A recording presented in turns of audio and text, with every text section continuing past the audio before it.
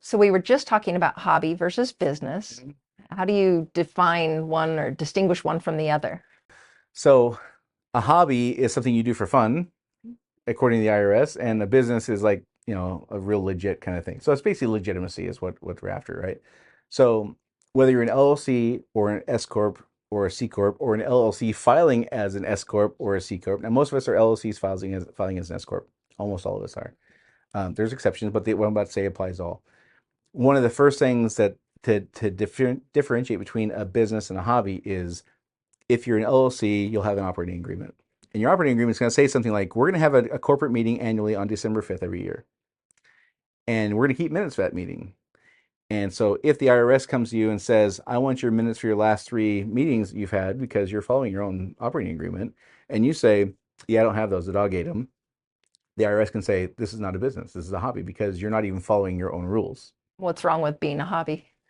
Well, you lose the benefit, the tax deductions and all that kind of stuff. Yeah, yeah, that would be a problem. The other problem that's not IRS related, that's maybe a bigger problem when it happens, less likely to happen, more significant when it does. Let's say you get sued. The suing attorney, the first thing they're going to ask for is, I want to see your operating agreement.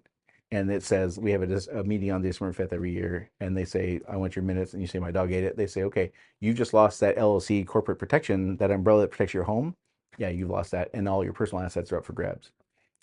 If you're a C corp, or if you're a corporation, sorry, um, you'll have bylaws. Same thing applies. It's instead of an operating agreement, you'll have for an LLC. For a corporation, you have bylaws. Same thing. They're going to spell out, here's how we do business. In both cases, if you don't follow your own rules on how you declare you do business, it's a hobby and you've lost your corporate protection. So for most people, when I say, um, are you following your operating agreement? The first thing they say is, where do I find my operating agreement? Does my attorney have that? Right. No, I mean they might. I mean, if you have the same attorney that you did when you created them, but if you use LegalZoom, like they don't care about that. That's long gone. They give us on a little disc they gave you when they mail you your packet.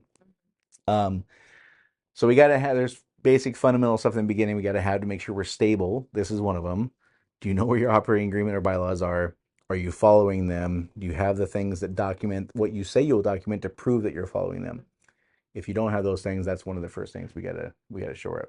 Okay, so those are the cornerstones of this business, and Well, in the begin, they're just boxes we have to check, but they're pretty big boxes. Like, again, the likelihood you're going to get sued is probably pretty small.